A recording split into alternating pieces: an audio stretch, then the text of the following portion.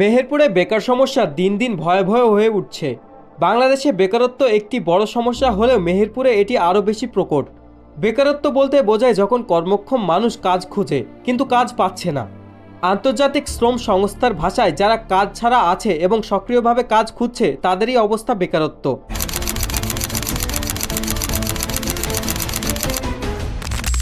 প্রথমত এটি একটি সীমান্তবর্তী জেলা। জেলার বড় একটি অংশ পাশের জেলার বাজারমুখী হওয়ায় মেহেরপুর শহরের অর্থনীতি দুর্বল হয়ে পড়েছে। দ্বিতীয়ত মেহেরপুর মূলত কৃষিনির্ভর জেলা। এখানে জমিতে বছরে 4টি ফসল হয়, তাই মানুষের ভাত কাপড়ের খুব অভাব না থাকলেও শিল্প কারখানা না থাকায় কর্মসংস্থান তৈরি হচ্ছে না। জনসংখ্যা বাড়ছে দ্রুত, কিন্তু সেই অনুযায়ী কর্মসংস্থান বাড়ছে না। এছাড়া কৃষিতে অপরিকল্পিত ভূমি ব্যবহার এবং জমির উর্বরতা কমে যাওয়ার কাজের সুযোগ কমিয়ে দিচ্ছে। আরেকটি বড় সমস্যা হলো মানসিকতা।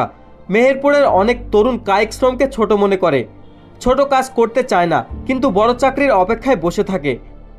অনেকে নিজের যোগ্যতা না বুঝে বড় পদ চায়, কিন্তু বাস্তবতা হলো ছোট কাজ থেকেই বড় হওয়া সম্ভব। কাজ ছোট বা বড় নয়, কাজই আসল।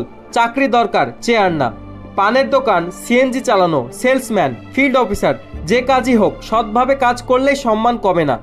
তুরস্কের প্রেসিডেন্ট এরদোয়ান একসময় শরবত বিক্রি করতেন। ভারতের প্রধানমন্ত্রী নরেন্দ্র মোদী ছোটবেলায় চা বিক্রি করতেন। আমেরিকার প্রেসিডেন্ট জিমি কার্টার বাদাম বিক্রি করতেন। কাজকে ছোট মনে করলে চলবে না। পিঁপড়াদের দেখুন, পথ বন্ধ হলে তারা বিকল্প পথ খোঁজে। জীবনে এগাতে হলে সাহস দরকার, স্বপ্ন দরকার, লক্ষ্য দরকার।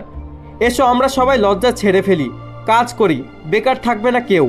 হয় চাকরি দেব, না হয় চাকরি করব।